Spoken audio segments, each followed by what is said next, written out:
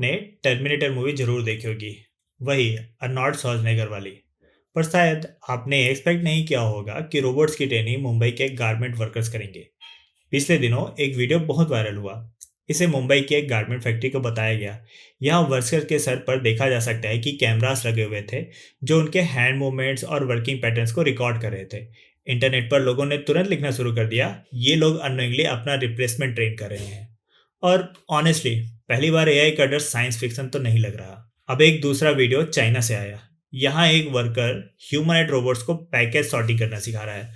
मतलब literally robot के हाथ पैर पकड़कर उसको काम करना सिखाया जा रहा है, जैसे नए इंटर्न को सिखाते हैं। डिफरेंस बस इतना है कि इंटर्न चाय सुट्टा का ब्रेक लेता है। अब और सुनो, अमेज़न के वेयर हाउस में ऑलरेडी 7 लाख से ज़्यादा रोबोट्स काम कर रहे हैं। कुछ रिपोर्ट्स के मुताबिक अगले कुछ सालों में कंपनी के वेयर हाउस में रोबोट्स और ह्यूमंस वर्कर्स की संख्या ऑलमोस्ट इक्वल हो सकती है। यहाँ ह्यूमनॉइड रोबोट्स तो नहीं होते, पर छोटे ऑटोनोमस रोबोट्स होते हैं जो रैक्स को एक जगह से दूसरी जगह ले जाते हैं। पहले वर्कर को पूरा वेयर हाउस घूमकर सामान ढूंढना पड़ता था। अब रोबोट रैक लेकर खुद वर्कर के पास आ जाता है। मतलब वेयर हाउस में गुड मॉर्निंग सर बोलने वाले आदमी कम और ऑरेंज मूविंग डब्बे ज़्यादा मिलेंगे। और ड्राइवरलेस व्हीकल के बारे में तो आप सब जानते ही हैं। वायमो और टेस्ला जैसे कंपनीज यूएस के काफ़ी सारे शहरों में ऑटोनोमस टैक्सी टेस्ट कर रहे हैं। चाइना में भी बाइडू भी एग्रेसिवली ऑटोनोमस ड्राइविंग पुश कर रहा है। एक बात यह है कि रोबोट्स और ऑटोमेशन तो बहुत पहले से आ रहे थे, तब हम एक्साइटेड होते थे। अब डर लगता है। क्यों? क्योंकि एआई ने सब कुछ बर्बाद करके रख दिया है। 2022 में चैट जीपीटी के आने के बाद एआई सडनली फ्यूचर टेक्नोलॉजी से ऑफिस कलीग बन गया है।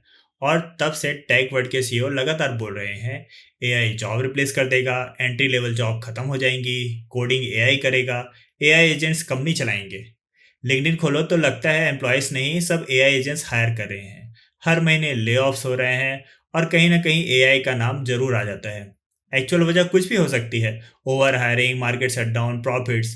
पर एक साइकोलॉजिकल पैनिक डेफिनेटली क्रिएट हुआ है, स्पेशली वाइट कॉलर एम्प्लॉयज़ में। गोल्डमैन सैक्स की रिपोर्ट के मुताबिक AI globally 300 million full time jobs को इम्पैक्ट कर सकता है। मैकेंजी के हिसाब से repetitive white collar work 60 to 70% automate हो सकता है। और कोडिंग, भाई कोडिंग तो ऐसे प्रेजेंट की जा रही है जैसे अब इंसान की जरूरत ही नहीं। एआई आपके लिए कोड लिख देगा।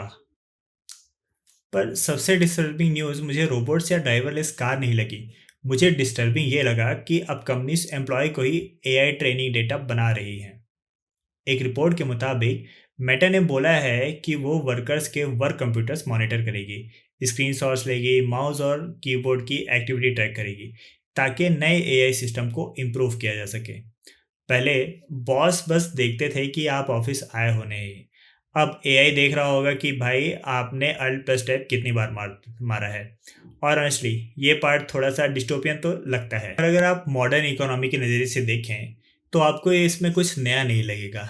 ये तो सदियों से होता आया है। हिस्ट्री में हर बार टेक्नोलॉजिकल रिवॉल्यूशन के टाइम लोग डरे हैं। जब ट्रैक्टर्स आए तब बोला गया कि फार्मर्स की जॉब खत्म हो जाएगी। जब फैक्ट्रीज आई तब क्राफ्टमैन्स डरे। जब कंप्यूटर्स आए तो बोला गया अकाउंटेंट्स और क्लर्क्स खत्म हो जाएंगे। और कुछ जॉब सच में भी गई भी, पर नई जॉब्स भी बनी। लेकिन इस बार चीज़ें अलग हैं। पहले जितने भी एडवांसमेंट टेक्नोलॉजी में हुए थे, वो कहीं ना कहीं एक फिजिकल लेबर को एक दिमागी लेबर या फिर माइंड इंटेंसिव वर्क में डाल रहे थे।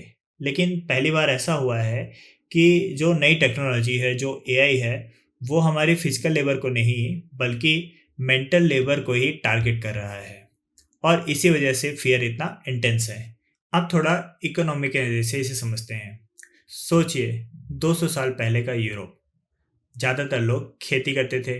फिर इंडस्ट्रियल रिवॉल्यूशन आया, स्टीम इंजन आया, फैक्ट्रीज बनी और पहली बार मशीन एक इंसान से ज़्यादा फास्ट और सस्ता काम करके देने लगी। वहीं से मॉडर्न इकोनॉमी का फार्मूला बना। एग्रीकल्चर से मैन्युफैक्चरिंग, मैन्युफैक्चरिंग से सर्विसेज। इकोनॉमिस्ट ने एक्सप्लेन किया कि डेवलपिंग कंट्रीज जनरली इसी पाथ को फॉलो करके एक डेवलप्ड कंट्री बन सकती हैं। सबसे पहले लोग एग्रीकल्चर से मैन्युफैक्चरिंग में जाते हैं, क्योंकि खेती में लैंड लिमिटेड होती है और टेक्नोलॉजी के आने के बाद लोगों की ज़रूरत कम पड़ती है। फिर फैक्ट्रीज बनती हैं, सिटीज़ ग्रो करती हैं, प्रोडक्टिविटी बढ़ती है और धीरे धीरे मैन्युफैक्चरिंग भी ऑटोमेट होने लगती है। फिर आता है next stage, service sector. IT, finance, medicine, hospitality, education, entertainment या आजकल का इंटरनेट बेस्ड सर्विस। यहाँ मसल से ज़्यादा दिमाग की ज़रूरत होती है। और इस रेस में जापान, साउथ कोरिया और चाइना जैसे देश बहुत आगे निकले। और भारत मैन्युफैक्चरिंग में हम उतना स्ट्रॉन्ग परफॉर्मेंस नहीं दे पाए, लेकिन फिर भी अगर सर्विस सेक्टर की बात करी जाए तो आज हम सर्विस सेक्टर के सुपर पावर बन गए हैं। आज भारत की जीडीपी का अराउंड 55% सर्विस सेक्टर से आता है। आईटी एक्सपोर्ट से करीब $200 बिलियन से ज़्यादा पैसे आते हैं। मतलब अगर एआई सर्विस सेक्टर को एग्रेसिवली डिस्टर्ब करता है तो इंडिया के मिडिल क्लास का बीपी हाई होना नॉर्मल है। और इसीलिए एआई का इम्पैक्ट इंडिया में इमोशनली भी ज़्यादा फील होता है, क्योंकि हमारे लाखों स्टूडेंट्स और उनकी फैमिलीज का सपना ही होता है वाइट कलर जॉब। इंजीनियरिंग करो, कोडिंग सीखो, डॉक्टर बनो, आईटी की जॉब लो, स्टेबल लाइफ बनाओ। पर अब वही सर्विस सेक्टर अनसर्टेनिटी फील कर रहा है। कंपनीज कॉस्ट कटिंग कर रही हैं, सीईओ प्राउडली बोल रहे हैं कि भाई एआई एजेंट्स अभी काम कर रहे हैं, हमें एम्प्लॉयज़ की ज़रूरत नहीं है। तो नेचुरली एम्प्लॉयज़ ये प्रेशर प्रेशर फील कर रहे हैं। अब आते हैं आखिरी पार्ट की तरफ। सबसे इंटरेस्टिंग बात एआई की जो अभी तक है कि वो लोगों की जॉब से ज़्यादा उनके मेंटल पीस को ऑटोमेट कर रहा है, उनको डरा रहा है। पहले लोग डरते थे कि कोडिंग नहीं आती, और जब इतनी मेहनत से कोडिंग सीख ली तो अब एआई कोडिंग कर रहा है और हम बस उसको इंस्ट्रक्ट कर रहे हैं। हिस्ट्री बताती है कि टेक्नोलॉजी हमेशा इकोनॉमी बदलती है, लेकिन इस बार मशीन इंसान के हाथ नहीं, इंसान के दिमाग को चैलेंज कर रही है।